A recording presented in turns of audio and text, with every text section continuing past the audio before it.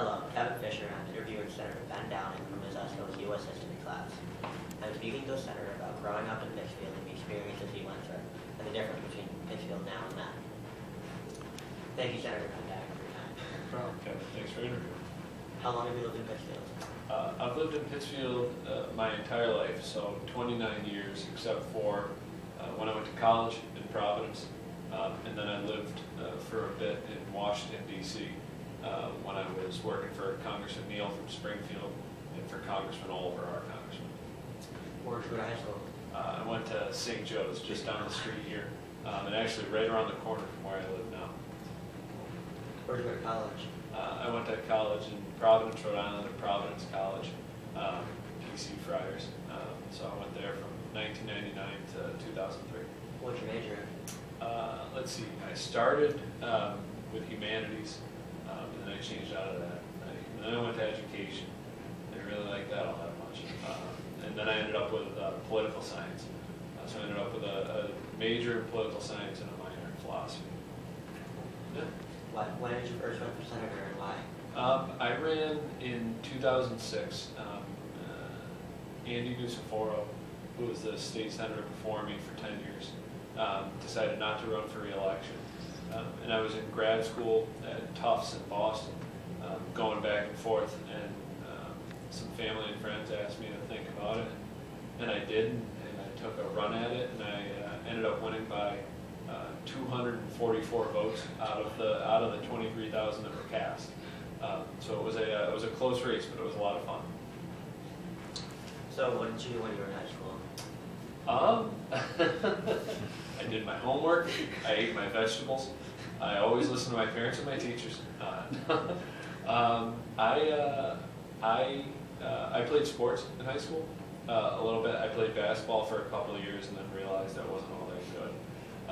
I played soccer. Soccer was my favorite sport. I played for my high school and then for a club up out of Williamstown.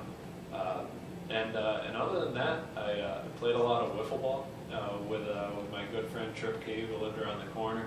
And yeah, just kind of hung out in my neighborhood over on Pomeroy Ave. So, yeah. So, did you hear about the Humans versus Zombies? Yes, I did. I heard it was quite the event. What do you think about that? I think it's a. I think any way people find to have fun, especially over a holiday weekend, is a good time. You know, we always. I'm the oldest of four. I have two brothers and a sister, and we normally with our family will play a game of football or something. But I especially like how you were telling me about how it was organized through social media, which is something I'm really interested in, trying to use social media for different ways to organize people. I never really thought about it as a way to really have fun, but good for you guys. Yeah. What kind of things do you see available for kids in Pittsfield? I think we're trying to do more and more. You know, I always heard about growing up how great things used to be in Pittsfield, especially in the downtown. My father grew up in the city, and he was one of 9 kids, and you never heard him or them talk about how there wasn't anything for kids to do. Now, I think part of that's because each of them had 8 other people to play with all the time, so you know they didn't really need much else. But they would tell me about how much downtown used to hustle and bustle, and the excitement about going downtown as kids growing up. Now we've made some strides. I mean, just one building over from here is a cinema center in the downtown. That's something we didn't have when I was growing up. Quite frankly, most of the storefronts that are full in downtown Pittsfield now are storefronts that were empty when I walked by them to go to middle school or to go to high school. So I think we're starting to do more in the downtown. I think we're starting to provide more opportunities for people, and it's not just about the downtown. We've got to try and fix up our parks in the city where we do have them, and maintain our state parks. And I think we need to do a better job as elected officials and leaders about communicating to people what we see as some of the opportunities throughout not just the city but the region. Living in Pittsfield, you're a short drive from a lot of incredible things. Now, I know that's tough when you don't have your license, and when you may have to haggle somebody to get a car, but you are close to a lot. And I think we sometimes like to focus on what we don't have and not think about, well, what do we have in this county, and how can we use it better, and how can we promote it more? I mean, I'm always shocked by the amount of kids from North Adams who have never been to Pittsfield, the amount of kids from Pittsfield who've never been to South County, and some of the beautiful things that are throughout the area, and some of the fun things to do in the area. So I think we've got some stuff to do, but we got to do a lot more to make sure there's more to it. What kind of jobs were there in Pittsfield when you were a kid? They make it sound like it was so long ago.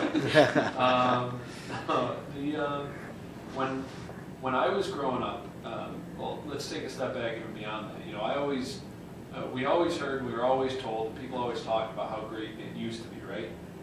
And that great that it used to be was that you could graduate from high school or from college and get a job at GE, or you could go up to North Adams and get a job at Sprague Electric or work in one of the paper mills.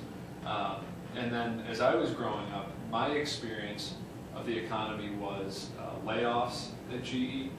I had a lot of friends growing up whose parents got pink slips from GE. At the same point, we were finding out about just how bad the environmental contamination and degradation was. So at the time while I was growing up, things were just getting worse and worse and worse, and there were fewer and fewer opportunities. You know, with less jobs at GE, there were less jobs at the hospitals. With less jobs at GE, there was less taxes coming in, and they were laying off teachers. I think now we're on a bit of the incline. We're at the beginning of it, and it's getting better. And better than bad isn't good enough. But I do think we're seeing more and more opportunities. I think we're seeing more opportunities in particular places like General Dynamics. We're seeing more opportunities in the clean energy field. Pittsfield's the solar capital of the Commonwealth right now. We have the most solar energy of anywhere. So there's a lot that we're starting to do, and I think it'll create a lot of jobs. But we got to do a lot more too.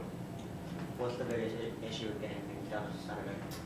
I think the biggest issue is I represent not just Pittsfield, right? I represent 48 communities that are as far away from the state capital as they can be. You know, I could drive to the capital of New York, I could drive to the capital of Connecticut, I could drive to the capital of Providence, Rhode Island, quicker than I could drive to the capital of my own state, where I go to work.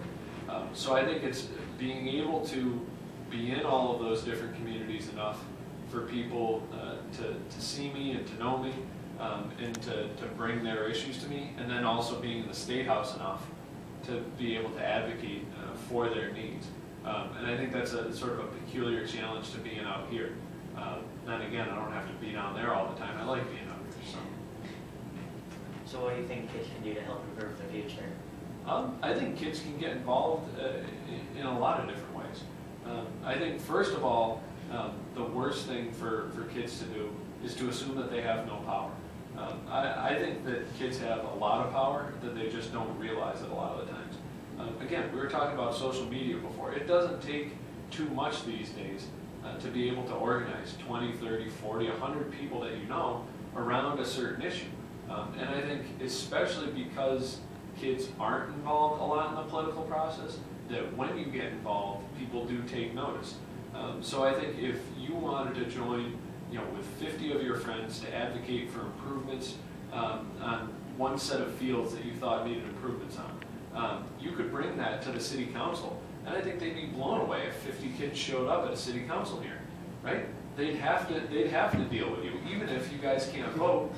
They know that all of you have parents. They know that all of your parents vote, pay taxes in the community. So I would say I think that kids have a lot of opportunities to help improve the future, not only of this city, but of Massachusetts and of the country. You just have to take advantage of what's out there and focus on things. Don't just say, you know, I want to make everything better, I want to fix everything.